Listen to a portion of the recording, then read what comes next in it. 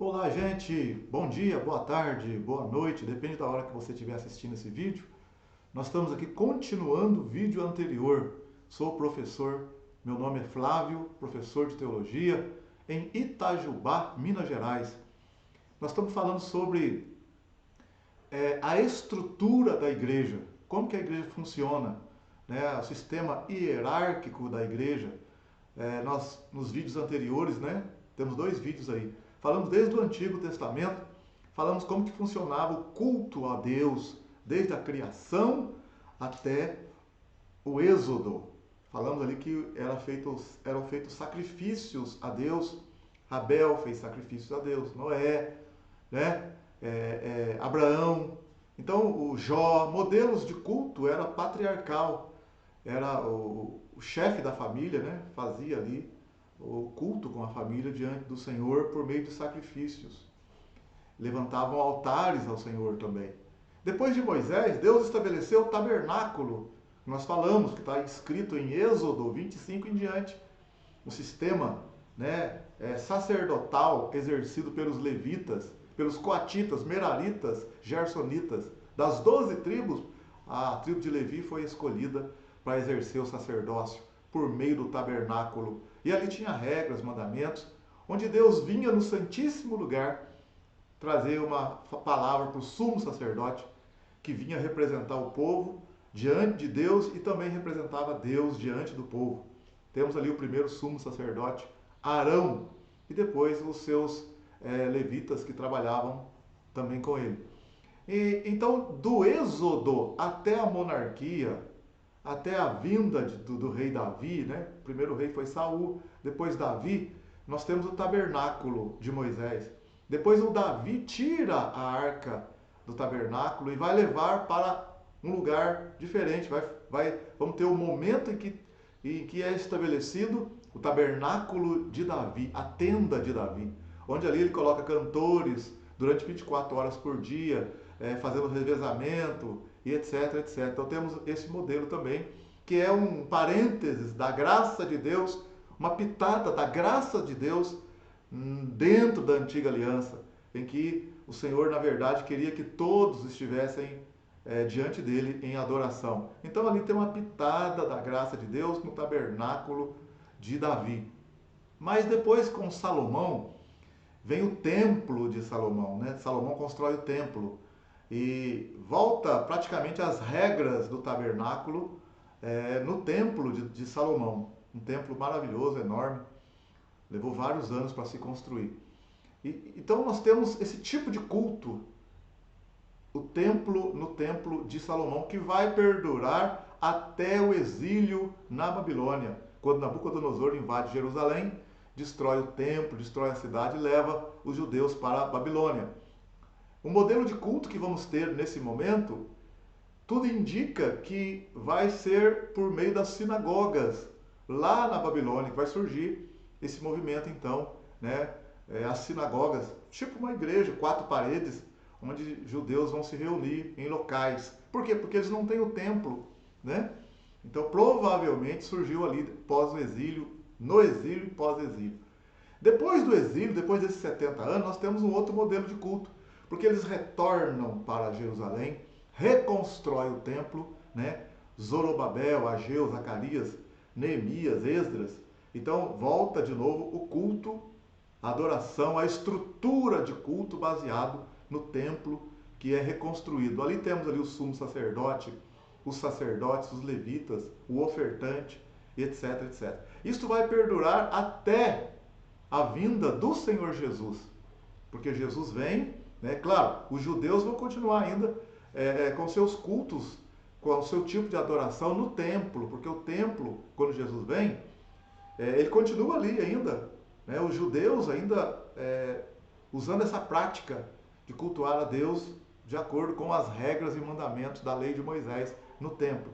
E Jesus vem trazer a boas novas, que a pregação do Evangelho, que é crer no Senhor, que é a libertação da opressão, da escravidão, do pecado. Então vai começar ali então, o Senhor Jesus estabelece a igreja, que somos nós agora, né? A igreja é eu, nós juntos. A igreja em dois níveis. No nível individual, que é o Espírito Santo habitando em mim, e é no nível coletivo. Nós juntos estamos sendo edificados como casa, como edifício, morada de Deus.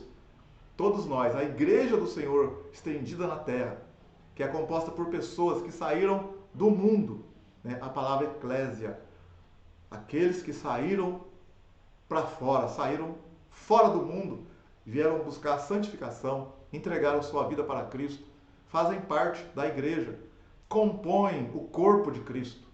Cristo é o cabeça da igreja. A igreja é o corpo de Cristo. Isso está bem claro em Efésios capítulo 1 também, né? Que Jesus ele é o cabeça da igreja. E a igreja é o corpo de Cristo. E nós somos os membros desse corpo. Paulo escreve aos Coríntios capítulo 12 também a respeito disso. Então, nesse vídeo agora, nós vamos focar o governo da igreja, propriamente dito. Nós ainda no vídeo anterior falamos também sobre que a igreja, ela se baseia em relacionamentos.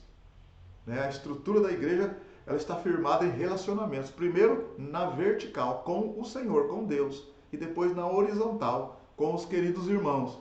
Que nós devemos orar uns pelos outros, nos alegrar uns com os outros, chorar com os outros, amar uns aos outros. Porque nós somos como pedras vivas. Pedro escreve que nós somos pedras vivas, trazidas para edificar, para sermos trabalhados e que sejamos edificados de acordo com o fundamento dos apóstolos, do qual Jesus Cristo é a pedra principal.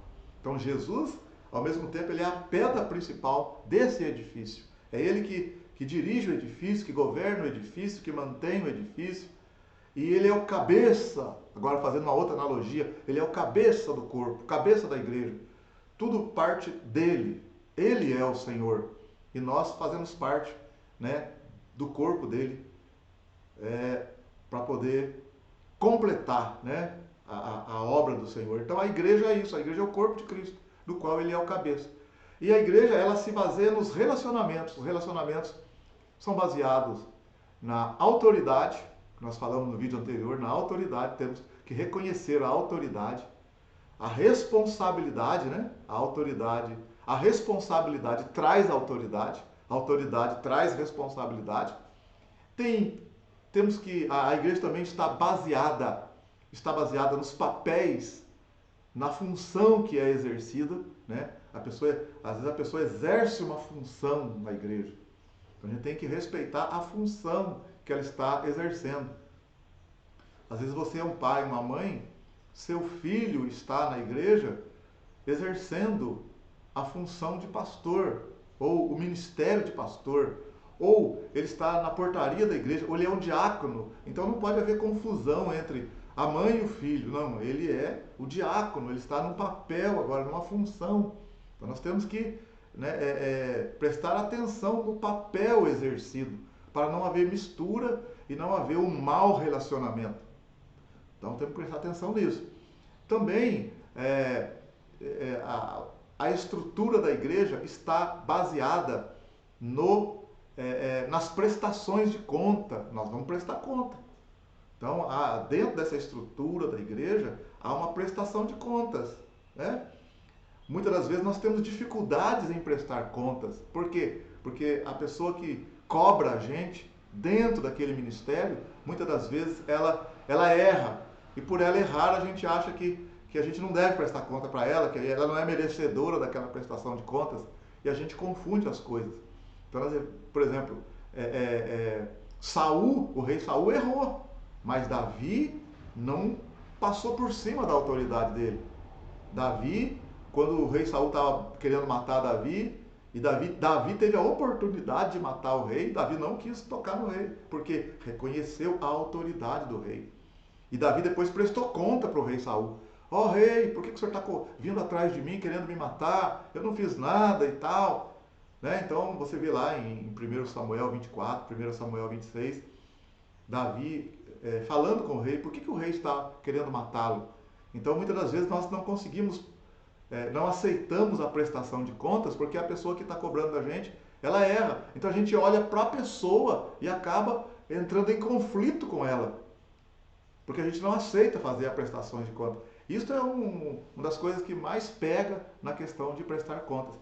E todo mundo vai prestar conta, né? Paulo prestou conta, não é verdade? O próprio Senhor Jesus, lá em João 15, João 17, ele fala, Pai, né? Em João 17 ele fala, Pai, eu concluí a obra que tu me destes, né? Então, ele está ali falando para o Pai, né? Ele fala, eu e o Pai somos um, eu não faço nada a não ser aquilo que o Pai quer que eu faça, né? Eu faço aquilo que eu vejo o Pai fazendo. Então Jesus, ele se submete, ele presta conta também, né? Pai, Pai, se possível, passa de mim esse cálice, mas não seja feita a minha vontade, a tua. Então você vê que ele se submete, ele presta conta. Pai, está consumado, está feito, né? Assim como o Pai me enviou, ele fala para os discípulos, eu envio vocês também. Tá entendendo? Então, nós devemos ater para esses aspectos, essas características, para o bom funcionamento da igreja, para que a igreja seja bem estruturada. Tá ok? Nós temos aí, então, ninguém é dono da igreja. A igreja, ela não é herança familiar, né? O ministério não, meu pai é pastor, então também, agora eu que vou mandar na igreja. Não, não é nada disso. O ministério é dado pelo Senhor. Ele é o cabeça da igreja. Então nós devemos olhar para Ele e respeitar a maior autoridade da igreja, que é o cabeça, que é Cristo. É Ele que constitui uns para apóstolos, profetas, evangelistas, pastores e mestres, visando o aperfeiçoamento da igreja. Ali também depois tem, né, os diáconos, os presbíteros, né? Cada membro na igreja também tem um chamado, uma vocação. Às vezes é o ensino, às vezes é o socorro, é exercer misericórdia, é a contribuição, né? Então todos nós temos algo a fazer dentro do corpo de Cristo. Mas tudo isso num bom relacionamento dentro dessa estrutura, considerando uns aos outros superiores, nos submetendo às autoridades constituídas. Ok, meu querido? Então, vamos dar sequência aqui nesse nosso vídeo aqui, em que nós vamos aqui falar sobre o governo da igreja, a estrutura da igreja.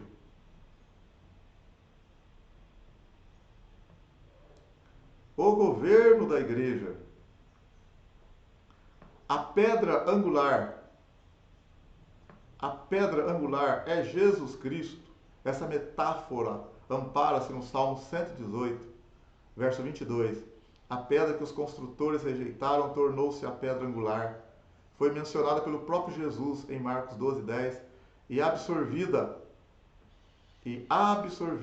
no ensino de Pedro, que a repete 2 vezes no Novo Testamento.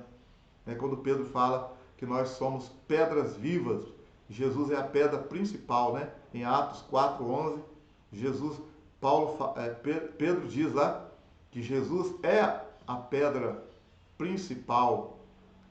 Em Atos, capítulo 4, no verso 11, Pedro está falando com os religiosos, está explicando para os religiosos como que um homem foi curado, como que no capítulo 3 um homem foi curado. Então olha ali, ó, quando eles são arguídos, né, pondo-os no meio, perguntaram, com que poder ou em nome de quem fizeste isto? Quer dizer, como vocês curaram aquele homem? Então Pedro, cheio do Espírito Santo, lhes disse, principais do povo e vós, anciãos de Israel, visto que hoje somos interrogados acerca do benefício feito a um homem enfermo e do modo como foi curado, seja conhecido de todos vós e de todo o povo de Israel, que em nome de Jesus Cristo Nazareno, aquele a quem vós crucificaste, e a quem Deus ressuscitou dentre os mortos, em nome desse é que este está são diante de vós. Ele, isto é, Jesus, é a pedra que foi rejeitada por vós, os edificadores, a qual foi posta por cabeça de esquina, e em nenhum outro há salvação, porque também debaixo do céu nenhum outro nome há dado entre os homens, pelo qual devamos ser salvos. Também Pedro fala lá, né? Lá na carta de Pedro, em 1 Pedro, Pedro vai falar que nós somos pedras vivas e Jesus é a pedra principal. Olha para você ver. 1 Pedro capítulo 2. Olha em 1 Pedro capítulo 2. Está escrito. Pedro fala assim, ó.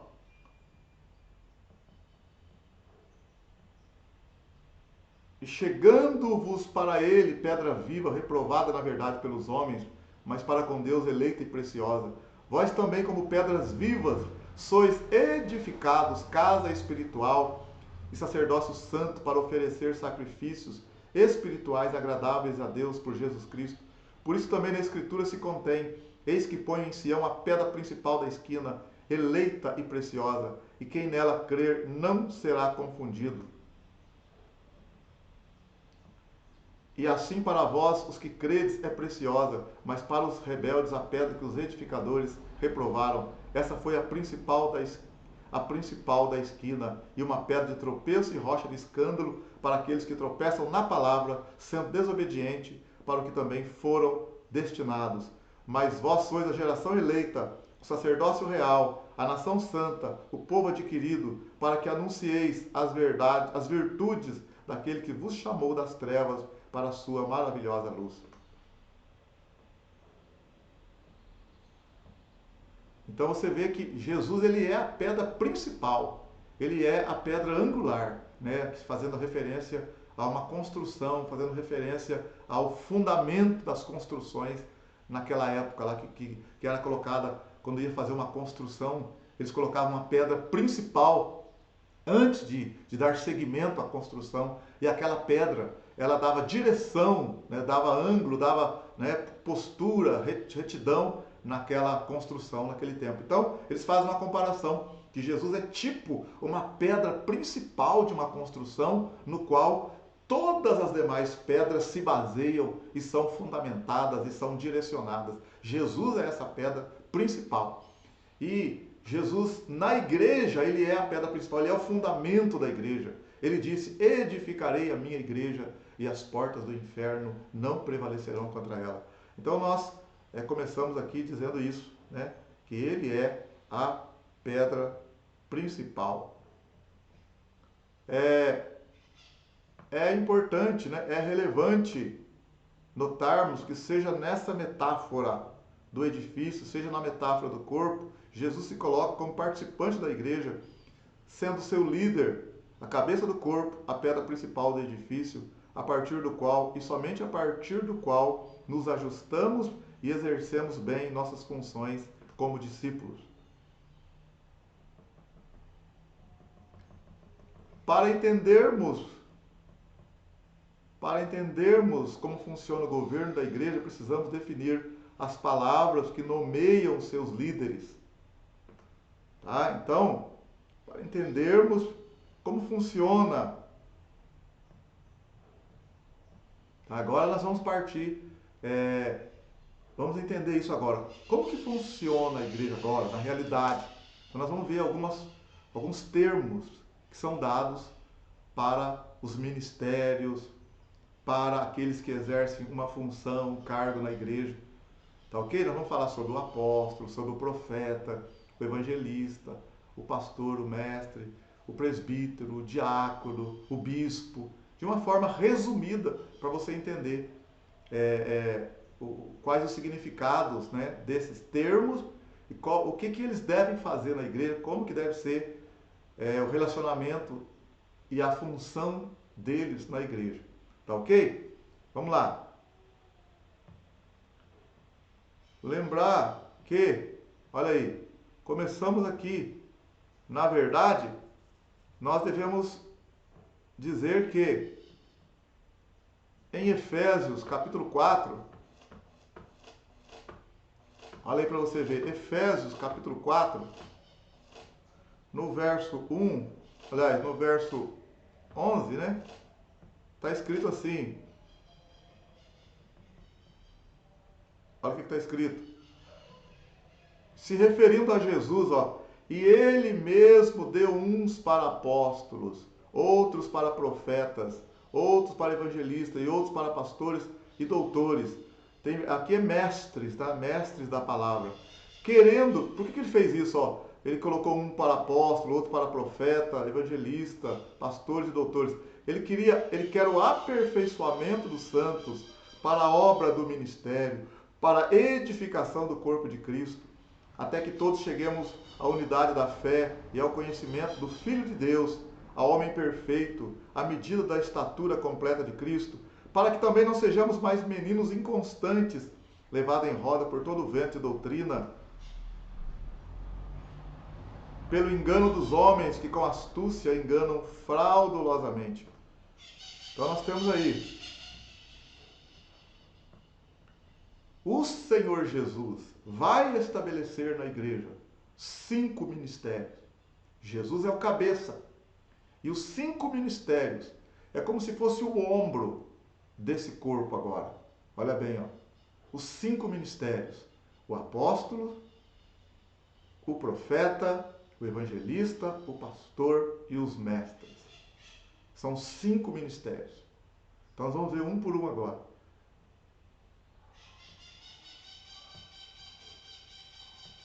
Nós temos aí, né? Vou colocar aqui para você ver como se fosse uma... Aqui, deixa eu ver aqui para você.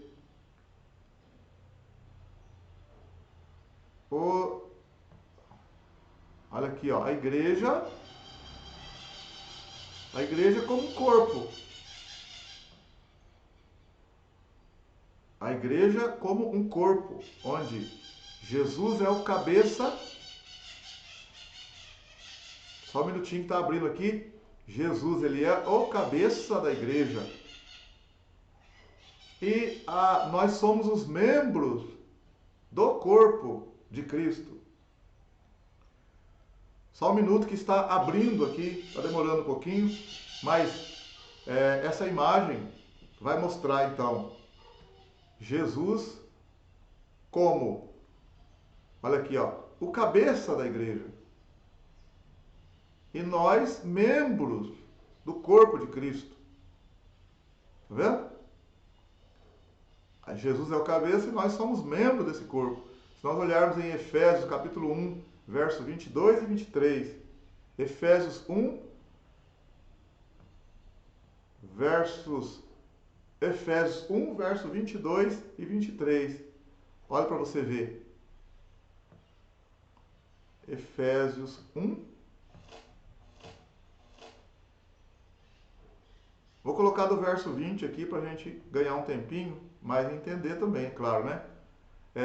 Que manifestou em Cristo ressuscitando dentre os mortos e pondo-o à sua direita nos céus, acima de todo principado e poder e potestade e domínio, e de todo nome que se nomeia não só nesse século, mas também no vindouro. E sujeitou todas as coisas a seus pés, e sobre todas as coisas o constituiu como cabeça da igreja, que é o seu corpo, a plenitude daquele que cumpre tudo em todos. Então, olha bem, Jesus foi constituído como cabeça da igreja, e a igreja que é o corpo dele, que é o seu corpo, a plenitude daquele que cumpre tudo em todos. Tá? Se nós olharmos também lá, aqui, né? Vamos ver. Em Colossenses 1, 24. Vamos dar uma olhadinha em Colossenses, capítulo 1, verso 24.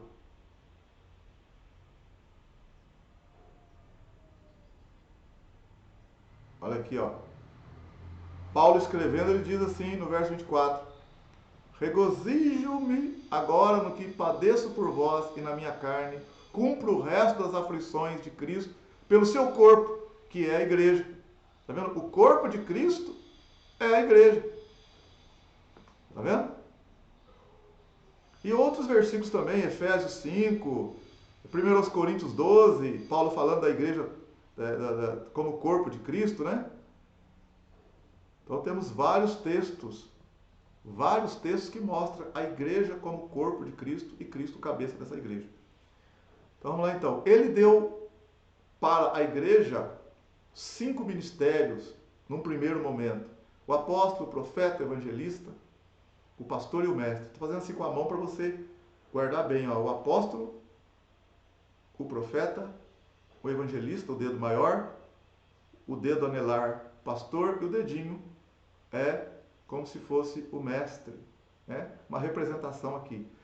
Por que ele fez isso? Visando o aperfeiçoamento da igreja, para a igreja melhorar, para a igreja estar na presença dele, de acordo com a vontade dele, fazendo a vontade dele, em santificação, andando na palavra. Então, visando o aperfeiçoamento da igreja, para que não sejamos mais meninos inconstantes, levados ao redor por vento e doutrina, para que possamos chegar à maturidade de varão, para que possamos crescer na fé, para que possamos crescer em amor e chegar à varonilidade, né, de varão, chegar à maturidade de varão perfeito, chegar à estatura de Cristo, que todos nós possamos crescer na edificação de uns para com os outros, em amor. Então isso Efésios capítulo 4, do verso 11 em diante, fala por que o Senhor estabeleceu 5 ministérios. Ele visou o aperfeiçoamento para que possamos desempenhar bem o ministério, para que a igreja melhore, cresça em paz, em harmonia, na presença dele, na palavra, na direção do Espírito Santo. Tá?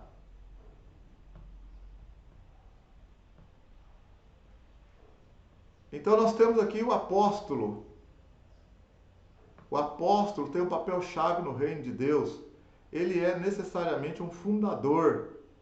Um fundador, o apóstolo. E não apenas no sentido de iniciar alguma coisa, mas também no sentido de acompanhar o crescimento de uma igreja, cuidando para que não haja deformações e falhas no desenvolvimento dela. O apóstolo luta pelo fundamento correto e da mesma maneira para que os cristãos permaneçam sobre esse fundamento. Essa foi, por exemplo, a luta de Paulo em favor dos crentes na Galácia. Outra característica do apóstolo é que ele está sempre em movimento. Ele não fica estacionado em um único lugar, em uma única igreja. Pelo contrário, ele está sempre a caminho, ou fundando igreja ou dando assistência a outras igrejas, para que essas não se afastem do fundamento bíblico. O trabalho principal dele é lançar os fundamentos da doutrina de Cristo, fundar e estabelecer igrejas. Então nós temos aí o papel do apóstolo. O papel do apóstolo. Lançar os fundamentos da igreja.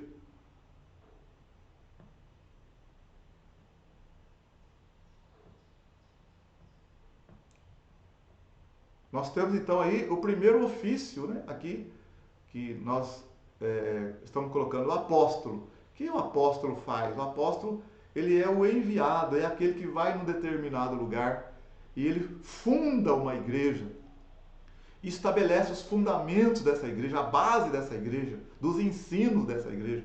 Então ele deixa pessoas ali que vão formar a igreja. Então, ele não fica parado, ele está sempre indo para outros lugares, ele não fica parado numa denominação, ele está fundando igrejas. Depois ele vem, né, olhando, fazendo uma supervisão nas denominações onde ele estabeleceu, na igreja. Então ele é aquele precursor de fundamentar a doutrina da igreja. Tá ok? Nós temos também o profeta. Olha aí, ó. Profeta. Enquanto o apóstolo é aquela pessoa que recebeu de Deus a visão de enxergar mais longe, o profeta recebeu de Deus a visão para enxergar mais fundo. O profeta consegue perceber as realidades mais profundas da vida de uma pessoa e também de uma igreja. As cartas da igreja da Ásia Menor, registradas no início do livro do Apocalipse, são um exemplo claro do ministério profético. Essas cartas olhavam para dentro do coração da igreja, vendo seus pontos fortes e suas fraquezas. Certamente Deus revela um pouco dos seus planos aos profetas.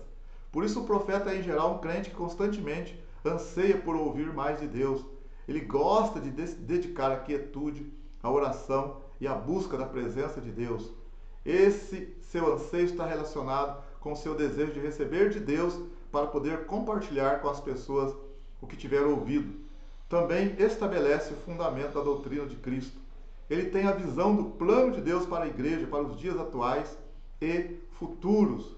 Então, nós podemos também acrescentar aqui no ministério profético, né? Nós podemos olhar aqui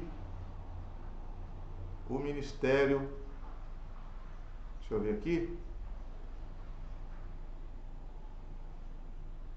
aqui nós podemos ver então o ministério evangelista, olha aqui, o profeta no Novo Testamento. É chamado por Deus a levar a igreja de Cristo a uma plena maturidade cristã, pois a igreja deve desenvolver-se para a edificação em amor.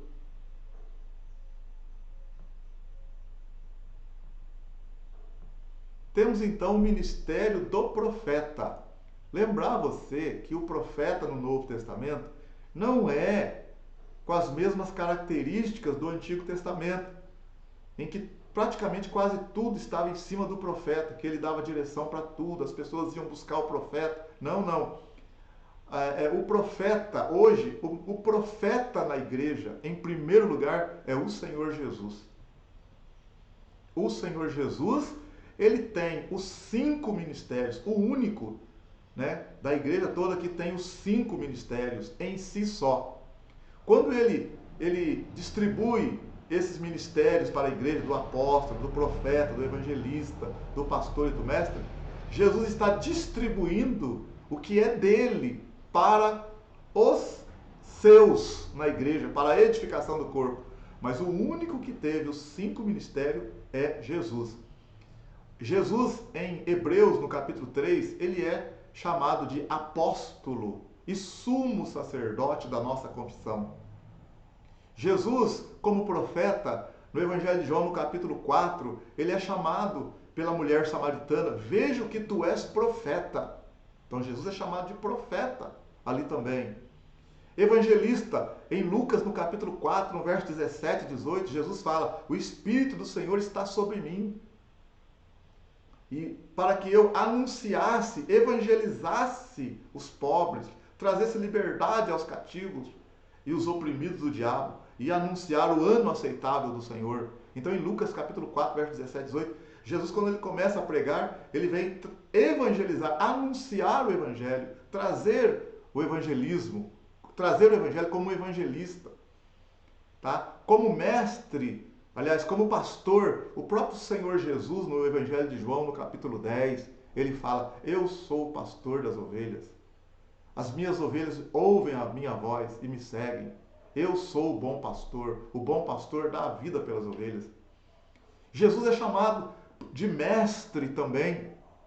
No Evangelho de João, no capítulo 3, o próprio Nicodemos chama Jesus de mestre. Rabi, mestre, bem sabemos que tu és de Deus, porque ninguém pode fazer os sinais miraculosos que tu fazes se Deus não for com ele. Então, o único que tem em si os 5 ministérios é Jesus.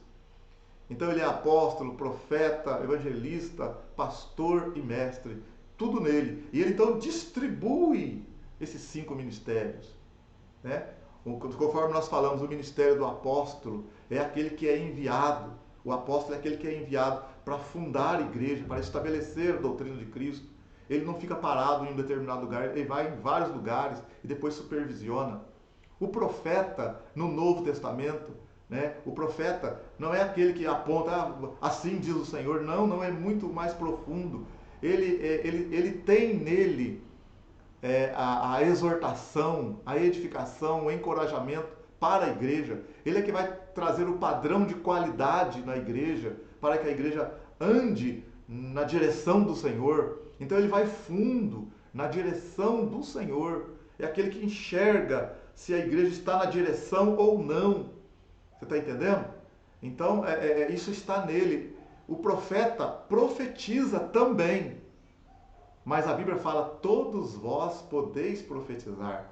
Então não significa que porque todos vós podeis profetizar que todos são profetas. Não. O profeta está nele. Ele é aquele que fica mais tempo em meditação, mais separado, assim, buscando a coisa espiritual mesmo, assim, para ver se a igreja não está fora da direção do Senhor. Isso, na verdade, falta muito no nosso meio, porque nós né, temos aspectos do ministério de profeta, mas o ministério de profeta hoje é um pouco mais difícil de você ver aquela pessoa é um profeta. É mais difícil. O profeta, você já vê que nós temos uma certa dificuldade, nós temos mais facilidade em observar e analisar e falar: aquele é um apóstolo, aquele tem as características de um evangelista, aquele é o pastor, aquele é o mestre da palavra. Um pouco mais difícil a gente entender é o profeta. Mas então, ressaltando, o profeta é aquele que vai trazer a qualidade, vai ver se a igreja está na direção, não está fora do caminho do Senhor. Tá ok? Ainda continuando aqui, nós temos o evangelista. O evangelista, aquele que proclama coisa sábia. O evangelista é uma pessoa que foi capacitada por Deus para pregar o evangelho aos não cristãos. Os olhos dele estão constantemente colocados para fora da igreja, em busca dos perdidos.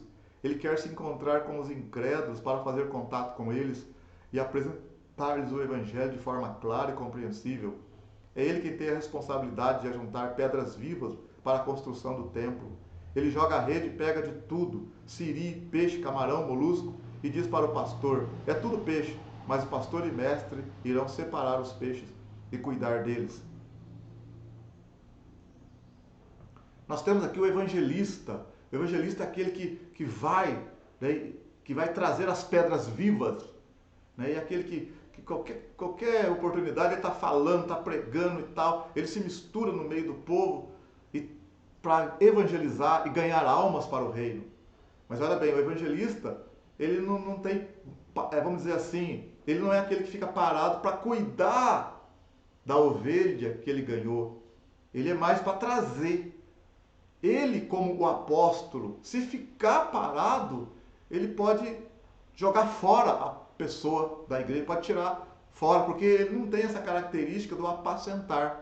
Mas o apóstolo tem a capacidade de ir lá, fundamentar a igreja, criar os alicerces. Agora, o evangelista também, ele vai lá, pesca todo quanto é tipo de peixe, né? Molusco, siri, camarão, né? E fala para o pastor: é tudo peixe, mas não é tudo peixe. Ele vai e traz aquele mundaréu de gente. Mas aí vai ter a função daqui a pouco do pastor e do mestre, que vai trabalhar para ver realmente como cuidar de cada um deles. Está entendendo? Então o evangelista é aquele que traz as pedras vivas. As pedras vivas. Mas quem vai colocar as pedras vivas no lugar, lapidar elas e acertar é o mestre, o pastor, o profeta. Tá? Vamos lá aqui agora. O pastor, aquele, vem do grego poimen, né? Aquele que cuida do rebanho, dá direção e corrige, mas não gosta de confronto, porque seu chamado é de pacificador, de cuidador. Não gosta de sair da igreja e quando sai quer saber de tudo que aconteceu durante sua ausência. Temos também aqui o mestre. Olha aí, o mestre. Vem do grego didaskô, aquele que ensina a sã doutrina didaticamente. Função principal, estabelecer a verdade e doutrina. Gosta muito de ler, comprar livros, de estudar, de pesquisar, sente prazer nisso. Não é bom conselheiro, vai sempre perguntar: por que você não vive a palavra? Pega um versículo e é capaz de ficar um mês ensinando coisas diferentes. Então você vê aqui, o pastor, está bem claro, é aquele que cuida, que vai apacentar o rebanho, né? O pastor não gosta de sair da igreja, do templo. Quando ele sai, ele volta, quer saber de tudo, o que aconteceu, o que não aconteceu. Ele gosta de estar mais junto ali para trabalhar. Não gosta de confrontos. Ele tenta apaziguar, pacificar, porque ele não quer machucar a ovelha, perder a ovelha. Então, é o pastor. E o mestre é aquele que vai fundo na palavra também, que fica tempo lendo, vendo a doutrina, que pega um versículo, fica o mês inteiro falando em cima, ensinando e tal. Esse é o mestre. Então você vê o mestre, o pastor, o profeta, né, estão ali, tipo, trabalhando diretamente com a ovelha. E no caso do profeta, com o direcionamento da denominação. Se a igreja está indo no curso certo, se todos estão indo na doutrina certa, é o profeta. O pastor cuida da ovelha. O mestre esmiuça ali, né, os detalhes dos ensinos. O apóstolo, ele vai e funda a igreja. O evangelista traz as pedras para a igreja, as pessoas para a igreja. Então você consegue enxergar os 5 ministérios. Tem que trabalhar em harmonia um com o outro, porque um depende do outro, um está coligado ao outro. Só um sozinho não dá conta. Cada um tem um pouco de características dos outros. O apóstolo tem um pouquinho do profeta, do pastor, do evangelista, do mestre, um pouquinho que ele tem que ter. O profeta tem um pouquinho do apóstolo, um pouquinho do pastor, um pouquinho do mestre, um pouquinho do evangelista. O evangelista tem um pouquinho de tudo, mas ele se sobressai num chamado, numa vocação. Ele se sobressai. Está entendendo? Então é aí que está a característica principal dele, o chamado principal. Tá ok? Vamos lá, vamos continuar aqui.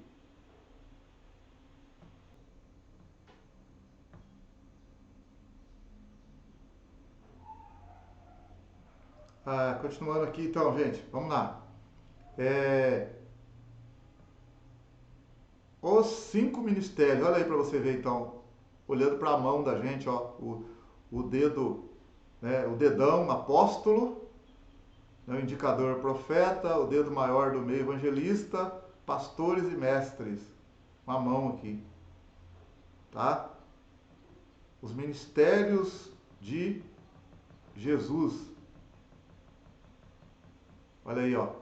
Os ministérios de Jesus. Jesus teve os 5 ministérios em sua vida.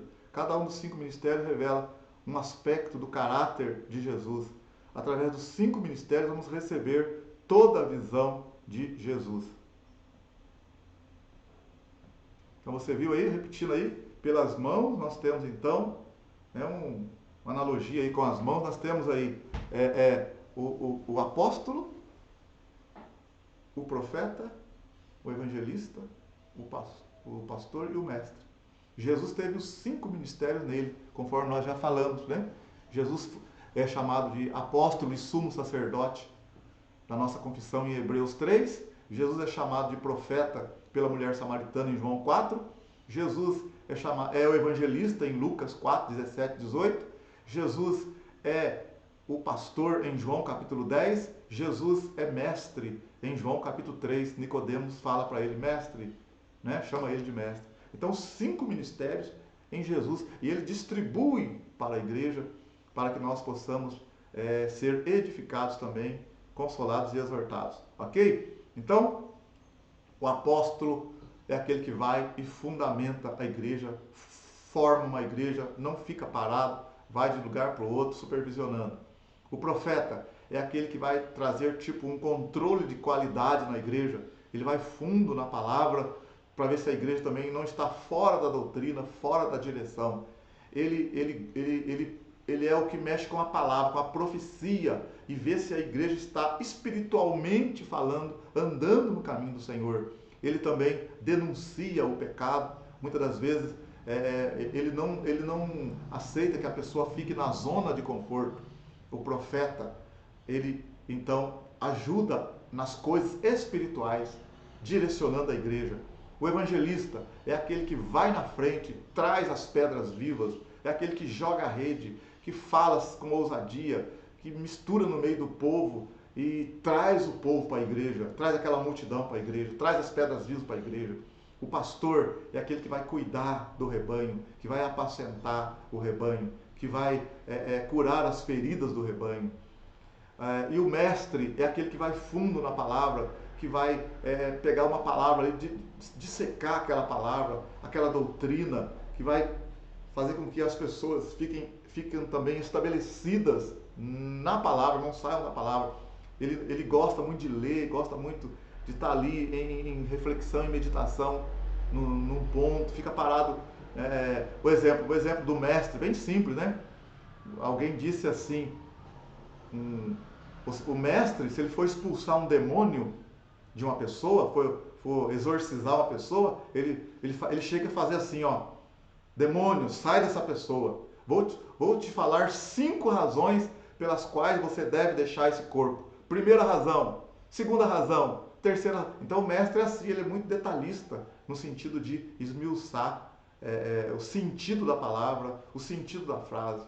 Ok? Então aqui nós temos os 5 ministérios que visam o aperfeiçoamento do corpo, que visam que não caiamos em doutrinas enganosas, que visam o crescimento para que possamos chegar à maturidade, à varonilidade, que visam também a ficarmos firmes na fé e que visam também o crescimento individual e do todo. Então, para isso foi dado os 5 ministérios, visando o aperfeiçoamento da igreja, a melhora da igreja. Ok? Vamos lá.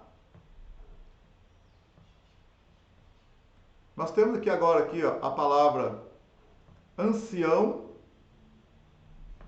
presbítero e bispo. Vamos ver aqui, ancião ou presbítero, grego presbútero, uma pessoa madura na fé, colocada numa posição de liderança na igreja. Atos 11:30, 14:23, a Bíblia de Jerusalém chama ancião, dá o termo ancião. Na edição revista e atualizada, presbíteros. Ancião ou presbítero é um líder e não uma pessoa idosa. Qualquer pessoa que tem uma liderança na igreja é um ancião ou um presbítero. São pessoas maduras na fé, experientes, com compromisso assumido, independente da idade. Então, quando nós olhamos aqui, que está querendo dizer em Atos capítulo 11, verso 30, né? A Bíblia de Jerusalém, ela chama de ancião. Atos 11:30. Vamos dar uma olhadinha lá. O termo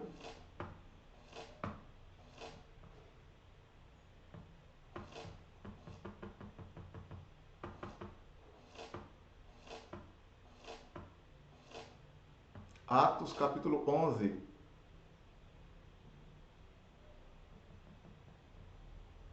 Atos 11, versículo 30. Está escrito assim: o que eles com efeito fizeram, enviando aos anciãos por mão de Barnabé e Saulo. Está vendo aí? Olha para você ver a versão da nova versão internacional. Ó. Atos 11:30. E o fizeram enviando suas ofertas aos presbíteros. Tá vendo? Aos presbíteros, a mesma palavra que está lá na outra versão, ancião, aqui está como presbíteros. Se nós olharmos também aqui, né, eu estou com uma Bíblia aqui, ó, Bíblia Sagrada, né, católica, Bíblia Sagrada Católica. Nós olharmos nessa Bíblia aqui também, nós vamos ver aqui Atos 11:30. Olha aqui para você ver, ó. Deixa eu chegar bem pertinho para você enxergar. Atos 11. Não sei se você vai conseguir ler. 11:30. Olha aí, ó. O que eles com efeito fizeram enviando aos presbíteros. Está aqui, ó, nessa parte. Deixa eu marcar aqui para ficar mais fácil para você ver aonde que eu estou querendo ficar enfatizado, para você ver aonde que está nessa Bíblia. Olha aí para você ver, ó.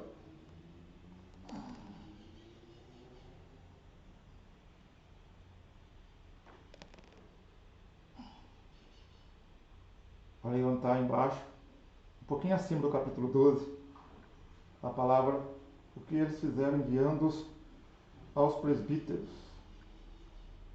por intermédio, Barnabé e Saulo. Na verdade, só estou querendo mostrar para você que a palavra ancião e presbítero é a mesma coisa, a mesma origem da palavra, o mesmo sentido. Um presbítero é um homem maduro na fé. E o ancião não é uma pessoa idosa, mas é uma pessoa madura na fé. Tanto ancião como presbítero, a origem da palavra é a mesma. E você ainda vai ver algo mais interessante, quer ver? Você vai ver aqui, por exemplo, agora a palavra bispo, do grego episcopo, supervisor, aquele que vê por cima. Olha aqui para você ver, ó, em Atos capítulo 20, verso 28. Pedro era apóstolo, ancião ou presbítero e bispo. Observe a análise de Atos 20, verso 17 e Atos 20, verso 28, pois neste texto fica claro a intercambiabilidade entre os termos também de presbítero e bispo, assim como o papel que os ocupantes desse cargo devem exercer pastoreando a igreja de Deus. Está escrito lá, de Mileto, vamos ler agora, de Mileto, Paulo mandou chamar os presbíteros da igreja de Éfeso. E Paulo disse, cuidem de vocês mesmos e de todo o rebanho sobre o qual o Espírito Santo os colocou como bispos, para pastorearem a igreja. Tá vendo? É engraçado aqui, Paulo manda chamar os presbíteros, Paulo diz que eles foram colocados como bispo, são bispo, presbítero é o bispo, e vai pastorear. Tá entendendo? É interessante. A intercambiabilidade entre esses ofícios, né, essas palavras, né? Então a diferença entre ancião, presbítero e bispo apareceu só no século II. Deixa eu ver se eu consigo mostrar aqui na Bíblia. Vamos ver se nessa versão mostra Atos, verso 20. Vamos ver se nessa versão vai aparecer os termos intercambiando, né? Vamos dizer assim. Atos, capítulo 20. Vamos ver. Olha aqui. Atos 20. Deixa eu ver se vai.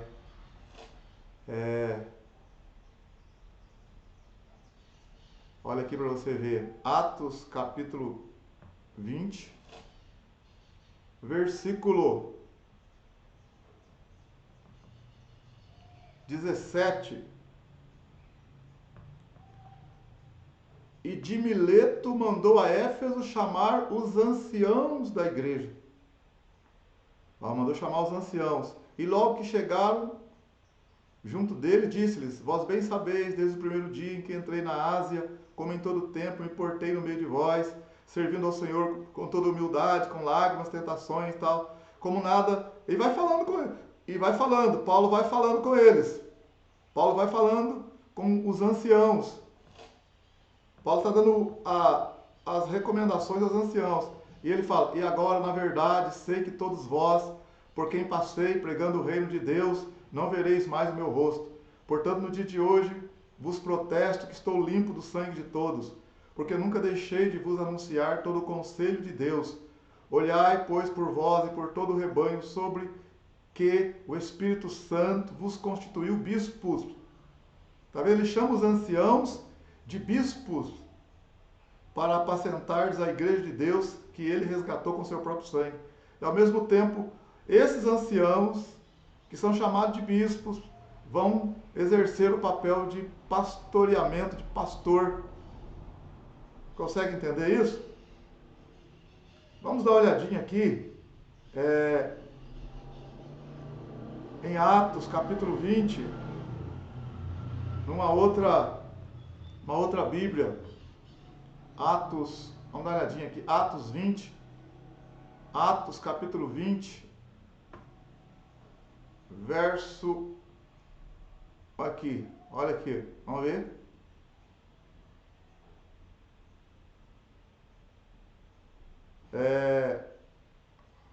Atos capítulo 20, deixa eu ver aqui, no verso Olha aqui, ó, verso 17. De Mileto, Paulo mandou chamar os presbíteros da igreja. Tá vendo na outra versão que nós lemos? Está escrito, mandou chamar os anciãos, ó. Nessa aqui mandou chamar os presbíteros. Olha nessa outra. Atos 20, verso 17. Atos 20, 17, ó. E de Mileto mandou chamar a Éfeso os anciãos da igreja. Mandou chamar a Éfeso os anciãos da igreja. Na outra que nós lemos aqui, nós lemos, mandou chamar os presbíteros da igreja, tá vendo?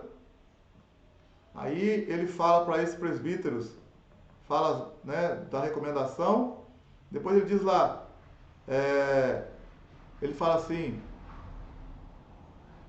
cuidem de vocês mesmos, de todo o rebanho, sobre o qual o Espírito Santo vos constituiu bispo, para pastorearem a igreja de Deus que ele comprou com seu próprio sangue. O que eu estou querendo mostrar para você agora, que a palavra bispo, a palavra ancião e a palavra presbítero, no tempo da igreja do Senhor Jesus, na igreja primitiva, do primeiro século até o segundo século, o ancião, o presbítero, o bispo, a origem da palavra era a mesma. E os termos usados eram os mesmos, a função era a mesma. Então, a questão da nomenclatura, do título bispo, só começou a estar como está hoje, depois do século II, do século III. Aí bispo tomou uma outra conotação, porque as igrejas foram crescendo, as denominações foram crescendo, e Paulo havia dito assim, ó, estabeleça presbíteros. Paulo falou para Tito assim, em cada cidade que você for, Paulo, ou Tito, estabeleça presbíteros em cada cidade. Quer dizer, põe um bispo em cada cidade. O que era o bispo? Era o presbítero. Era o ancião que ia tomar conta daquela igreja, que ia pastorear aquela igreja. Você está entendendo? Então o que acontece? Quando as denominações foram crescendo, né, principalmente depois que a igreja se uniu ao Império Romano, o que aconteceu? Os territórios, né, as terras onde tinha as igrejas, tinha lá os presbíteros, os bispos. Só que aí precisou de ter um representante daquela região. Então apareceu o presbítero dos presbíteros. Em outras palavras, surgiu então o bispo dos bispos, que na verdade era o presbítero dos presbíteros, ou o ancião dos anciãos. Mas o termo mesmo que pegou ali foi o bispo dos bispos. Então esse bispo dos bispos ele cresceu o termo bispo dos bispos. Ele se tornou supervisor maior. Foi a partir, depois então da divisão do Império Romano, né, entre Império Romano do Ocidente e do Oriente, tinha lá o bispo do Oriente, o bispo de Constantinopla, o bispo bizantino, né, que estou me referindo ao Oriente, o bispo do Oriente, e o bispo de Roma.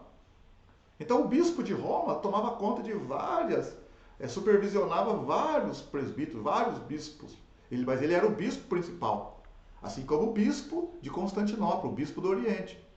Só que com o decorrer do tempo, porque o Império do Ocidente caiu no ano 476 depois de Cristo, o que aconteceu?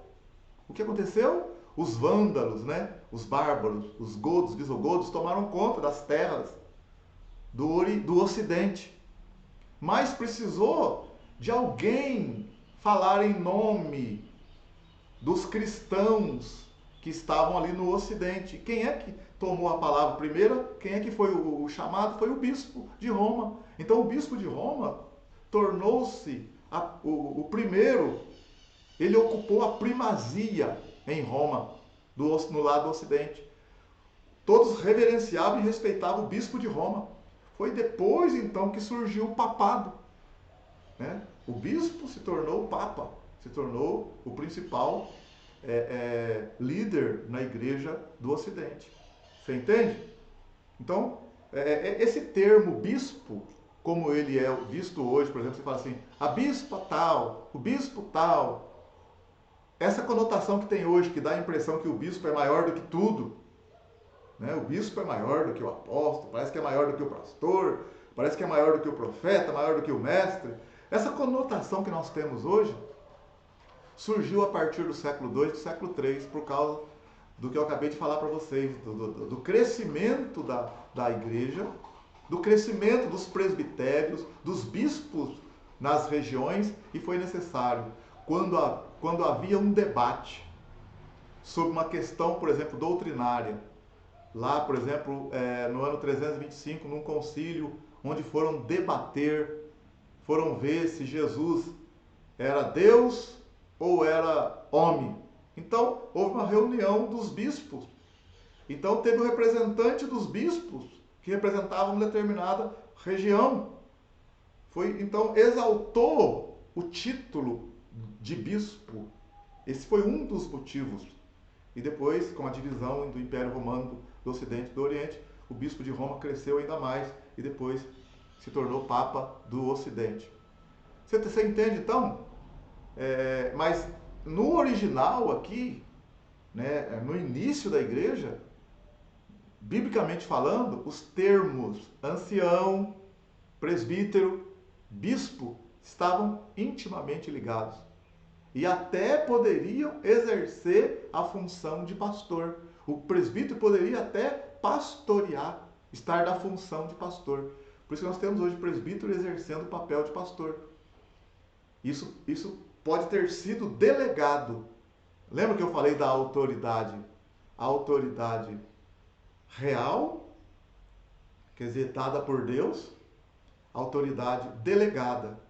Então, às vezes foi delegado a um presbítero a função de pastor. Eu sei que parece complicado, mas não é não, gente. É tranquilo. Você está entendendo? E tem também, né, aquele que se auto-assume, né, que é o rebelde. Eu falo, eu sou bispo, eu sou pastor. Então já é outra coisa. Mas focando aqui no nosso assunto aqui, nós temos então os 5 ministérios colocados por Deus: o apóstolo, profeta, evangelista, pastor e mestre. E depois tem os presbíteros, que são os anciãos. Presbítero é um ancião. Presbítero é uma pessoa madura, não madura na idade, simplesmente, não, uma pessoa madura na palavra. Então vem o presbítero, que é uma pessoa madura, que eu posso chamar de ancião, e que era chamado também de bispo. Então, se você olhar no termo bíblico, o bispo, presbítero ou ancião, eles estão abaixo, se eu pudesse falar hierarquiamente falando, eles estão abaixo dos 5 ministérios. O bispo estava abaixo dos 5 ministérios. Porque o bispo é aquele que supervisiona. Você está entendendo? Um líder de jovens, por exemplo, pode ser um bispo. Ele é o que supervisiona os outros grupos de jovens em outra cidade. Aquele líder é o bispo dos jovens. Isso falando no sentido original, lá, biblicamente falando. É claro que hoje tomou uma outra conotação, uma outra conjuntura, um outro status a palavra bispo. Outra coisa também que tomou um outro status hoje, o apóstolo. Né? Então hoje a impressão que se tem é que o apóstolo é maior do que todos. Gente, não tem. Os 5 ministérios estão na mesma linha, eles estão interligados, eles são os ombros da igreja. Entendeu? O apóstolo, o profeta, o pastor, o mestre, né, o evangelista estão no mesmo patamar. Só que hoje também o apóstolo tomou um outro sentido, um outro status. Você consegue entender isso? Parece um pouco complicado, mas não é, viu? Vamos continuar lá. Aí nós temos, lembrar aqui, ó, a diferença entre ancião, presbítero e bispo apareceu no século II, por causa daquele que eu te falei do crescimento das igrejas, dos bispos, né, em determinada região. Depois nós temos o diácono, diaconia, com menos autoridade, atua como ministério de ajuda nas coisas espirituais, também atua na área espiritual.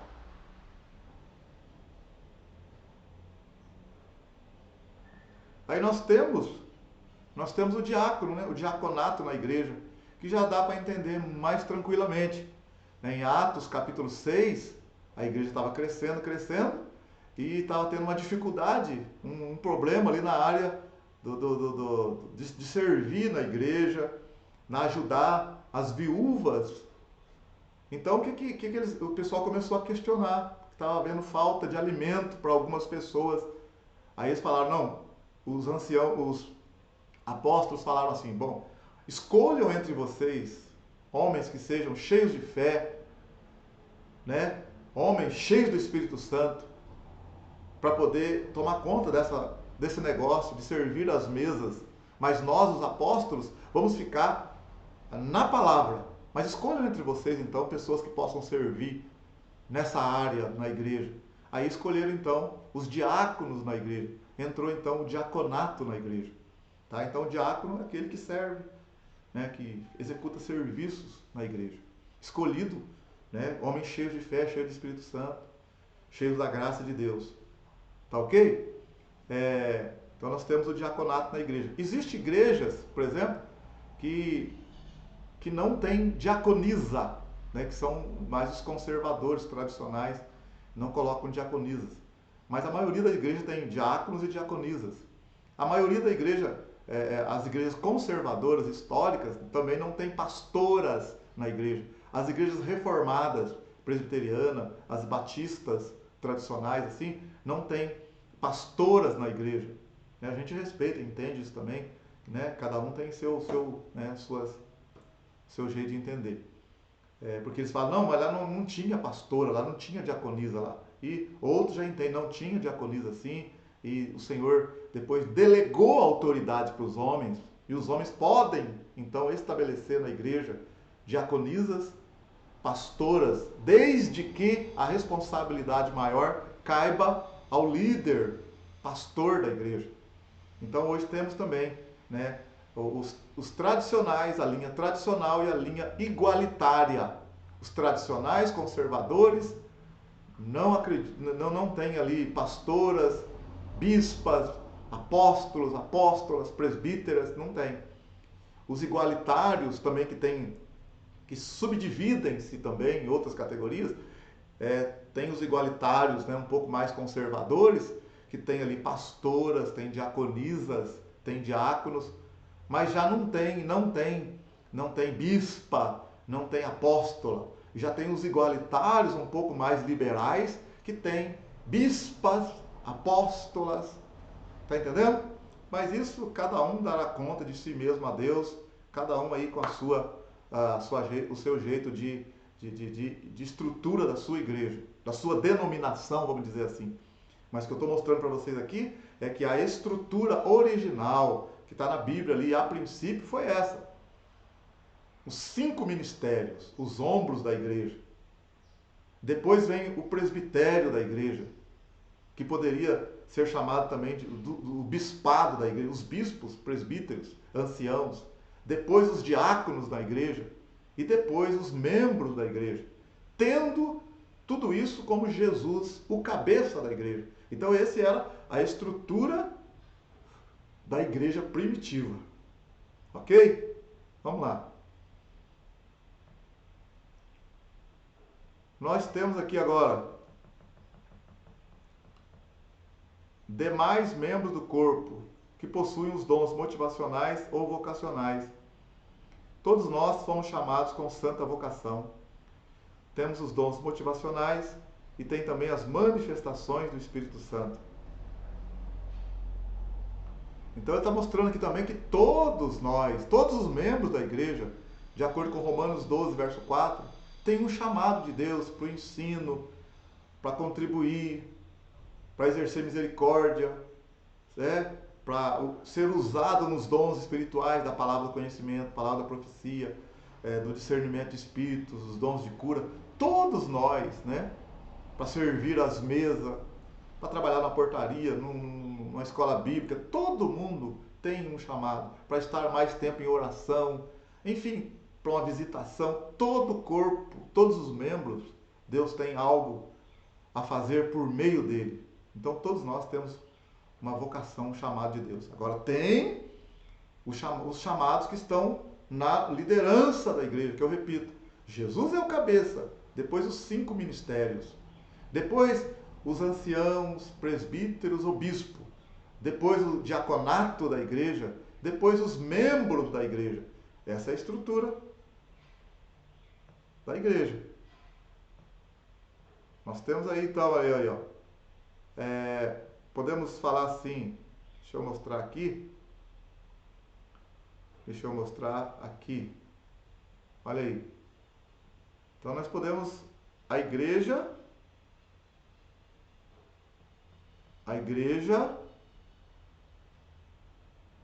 Jesus é o cabeça da igreja e nós somos o corpo de Cristo. Nós podemos falar aqui também, assim, né? Mostrar dessa maneira aqui agora. Olha aí. Jesus, o cabeça da igreja. Aí tem o governo da igreja, os 5 ministérios.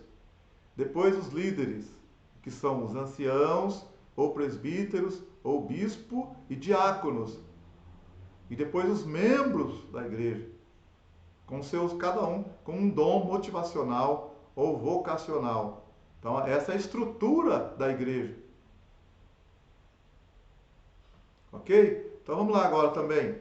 As formas de governo em algumas instituições religiosas. De forma geral, podemos distinguir atualmente 3 formas básicas de governo nas congregações cristãs. As presbiterianas, os presbíteros ou bispo têm autoridade para exercerem a função de supervisores. Exemplo, presbiteriana, algumas batistas, várias independentes. Então, a presbiteriana, elas têm o presbitério, né? O presbitério da igreja é que direciona quem é e que nomeia os pastores para a igreja. Então tem um tipo de governo. As igrejas episcopal, os bispos dirigem a instituição estando em posição superior aos presbíteros.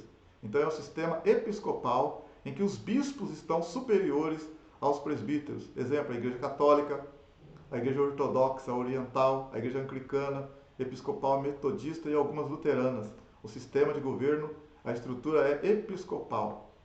Depois tem o tipo de congregacional. A assembleia da igreja é a autoridade final. Embora composta por presbíteros e diáconos, a maioria das questões de fé e prática são aprovadas pela congregação congregacional, algumas batistas, várias também independentes. Tá? Então aqui pelo menos 3 tipos de governo principal hoje nas denominações. O tipo presbiteriano de algumas batistas é o presbitério da igreja, quer dizer, o conjunto de presbíteros da igreja que é a autoridade máxima naquela igreja. É eles que ordena, aquele pastor vai sair agora daqui 2 anos, vai entrar outro pastor. Isso é decidido pelo presbitério da igreja, no caso presbiteriana e algumas batistas. Depois nós temos o sistema episcopal, que é o bispo, os bispos na igreja é que tem a autoridade máxima na igreja.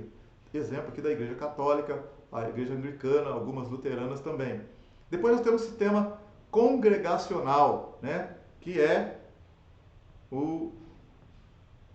a assembleia da igreja. Quer dizer, por exemplo, a Assembleia de Deus, até a nossa igreja mesmo, a nossa denominação, a autoridade máxima na igreja, a impressão que se tem que é o pastor.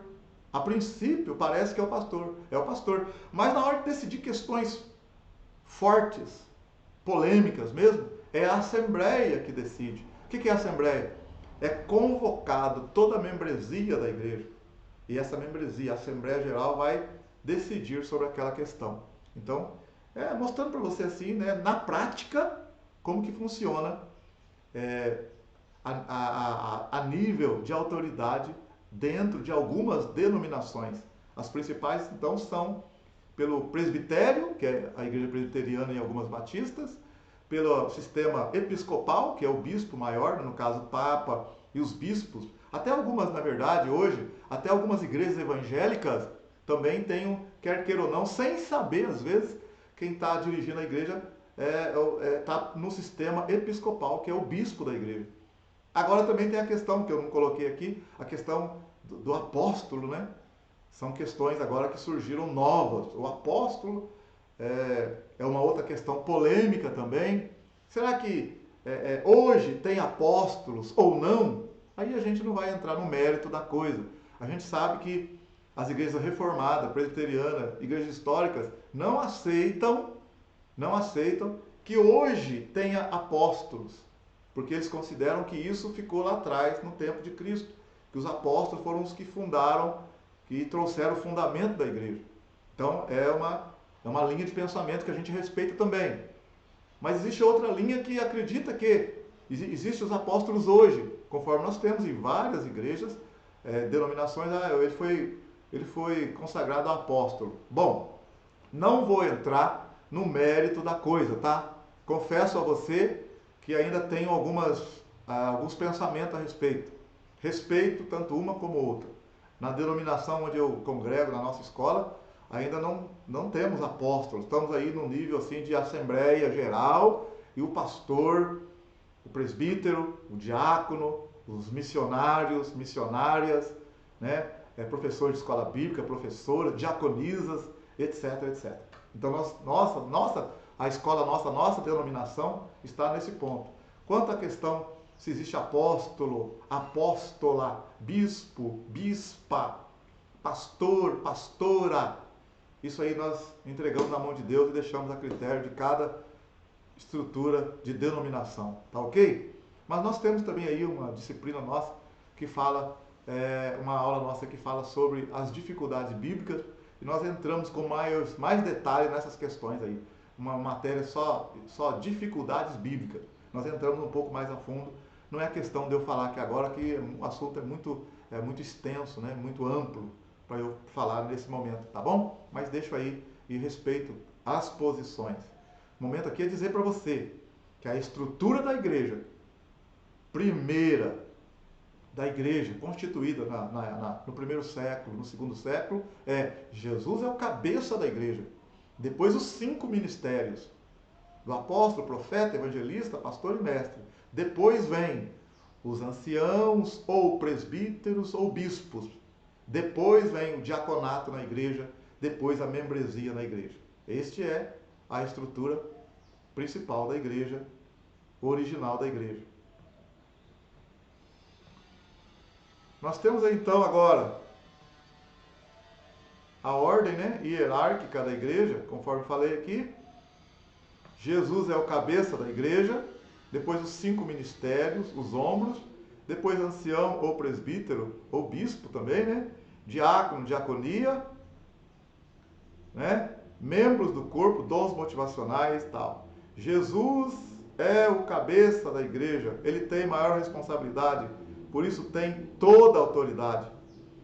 Os 5 ministérios são os ombros da igreja. Lá Isaías 9:6 diz assim: o governo está sobre os seus ombros.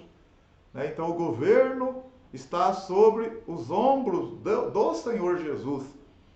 E como aqui, ó, Isaías, vamos lá, Isaías,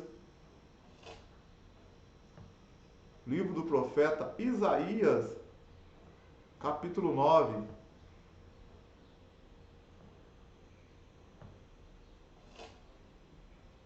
Isaías 9,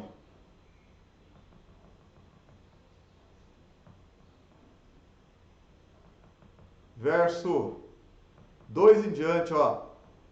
O povo que andava em trevas viu uma grande luz, e sobre os que habitavam na região da sombra da morte resplandeceu a luz. Tu multiplicaste a nação, a alegria lhe aumentaste, todos se alegrarão perante ti, como se alegram na ceifa e como exultam quando se reparte os despojos. Porque tu quebraste o jugo da sua carga e o bordão do seu ombro e a vara do seu opressor, como no dia dos midianitas. Porque todo calçado que levava o guerreiro no tumulto da batalha, todo manto revolvido em sangue serão queimados, servindo de combustível ao fogo. Porque o menino nos nasceu, um filho se nos deu, e o principado está sobre os seus ombros. Quer dizer, ó, e o governo está sobre os seus ombros. E se chamará o seu nome maravilhoso, Conselheiro, Deus forte, Pai da eternidade, Príncipe da paz. Então, o principado está sobre os seus ombros, quer dizer, o governo está sobre os ombros dele. Deixa eu ver se eu tenho aqui, se nessa versão aqui vai mostrar. Vamos ver se nessa versão, uma outra versão, nós temos aqui, como que vai mostrar na versão online aqui, o profeta Isaías, no capítulo 9. Olha aqui, Isaías 9, olha aqui agora, versículo 6, ó. Porque o menino nos nasceu, um filho se nos deu, e o governo está sobre os seus ombros. E ele será chamado maravilhoso, conselheiro, Deus poderoso, Pai eterno, Príncipe da paz. Então por isso que às vezes você tá vendo eu falar, né? Jesus é o cabeça e o governo está sobre os seus ombros. 5 ministérios está. Porque os 5 ministérios, né, pastor, profeta, evangelista, mestre, apóstolo, está no corpo de Cristo. Jesus é o cabeça. E o corpo é a igreja. E o ombro faz parte do corpo. Por isso que eu estou dizendo que os 5 ministérios vêm depois da cabeça. Depois é que vem o ancião, o presbítero ou o bispo. E depois o diaconato da igreja. Depois os membros da igreja. Então olha aqui, ó. Aqui nós podemos colocar, né? Ancião, presbítero ou bispo. Né? Então nós temos Jesus, é o cabeça, os 5 ministérios são os ombros, ancião ou presbítero ou bispo, vem depois, o diaconato na igreja, os membros da igreja. Jesus é o cabeça, os 5 ministérios são os ombros, o governo hoje está sobre os ombros, sobre os 5 ministérios. Jesus deu os 5 ministérios para aperfeiçoar os santos. Aperfeiçoamento no grego, katatismo, que significa restauração de algo em seu estado original. A forma verbal, katardizo, ajustar, colocar em ordem. Cada ministério recebeu responsabilidade de trazer um aspecto de Jesus ao corpo de Cristo. Ancião ou presbítero, diferente dos 5 ministérios em autoridade. Diácono, diaconia, serviço. O corpo, todos nós fomos chamados com santa vocação. E nós temos aqui então a estrutura da igreja. Cristo, o cabeça da igreja. Cristo como cabeça. O governo está sobre os ombros, os 5 ministérios. Depois nós temos os anciãos, ou presbíteros, ou bispos, e os diáconos. Depois os membros da igreja com os dons motivacionais ou dons vocacionais. Aí nós temos a conclusão. A conclusão, a estrutura da igreja, sua ordem, governo, seu funcionamento estão ligados no seu fundamento, no seu cabeça. O princípio é a submissão, que está dividida em vertical e horizontal. Na submissão vertical, o Senhor Jesus é o cabeça e tem toda a autoridade. Por isso todos nós nos submetemos a Ele. Na submissão horizontal, podemos começar dizendo que a submissão é de uns aos outros, reconhecendo que precisamos dos outros para sermos úteis. Além de sermos membros uns dos outros e participantes do mesmo corpo. Ao nos colocarmos sob a autoridade de Jesus, automaticamente entramos na submissão horizontal. Então aqui nós finalizamos a nossa disciplina, a estrutura da igreja. Eu sei que no meio do vídeo para cá, parece que ficou um pouco assim tumultuado, né? Mas com calma você vai ver, né, que a gente está passando de coração mesmo aquilo que nós entendemos como estrutura da igreja. Que hoje mudou muita coisa em algumas denominações, em alguns campos, e a gente, conforme falei, não vai entrar no mérito da coisa, vamos respeitar os sistemas aí de presbitério, episcopal, congregacional, de apóstolo, etc, etc. Mas a estrutura da igreja principal é essa. Jesus é o cabeça da igreja. E o governo está sobre os seus ombros. A igreja é o corpo de Cristo. E os ombros estão no corpo. Os 5 ministérios dados por Cristo em Efésios 4:11 estão nos ombros da igreja. Depois vem o presbitério da igreja, os anciãos ou bispos, e depois o diaconato, e depois os membros da igreja, cada um com uma vocação, com um chamado, né, com uma função, um papel a ser exercido nesse corpo de Cristo. E o Senhor Deus Todo-Poderoso, Ele faz morada em nós. Nós somos casa espiritual, de forma coletiva, casa espiritual do Senhor, edifício para a morada do Senhor. E individualmente, cada um de nós somos morada do Espírito Santo. Então, meu querido, espero que essa matéria tenha sido benéfica a você, que você possa aí, né, aprofundar mais, pesquisar mais. A gente não tem a verdade absoluta sobre a estrutura da igreja, mas o que a gente entende e o que a gente percebe é o que a gente colocou para vocês nesses 3 vídeos, ok? Além desse vídeo, que é o vídeo terceiro final, nós temos 2 vídeos anteriores. Espero que tenha edificado sua vida, consolado e exortado. O mais importante de tudo é nos submetermos ao cabeça Cristo e à nossa liderança com respeito, com honra, com dedicação, com amor principalmente, e trazendo almas para o reino, para o bom andamento da igreja. A palavra de Deus diz assim: ó quão bom e agradável é que os irmãos vivam em união. Devemos estar unidos na mesma fé, no mesmo propósito, no mesmo amor, reconhecendo Ele como o único Senhor e Salvador. Deus abençoe, Deus abençoe, Deus abençoe.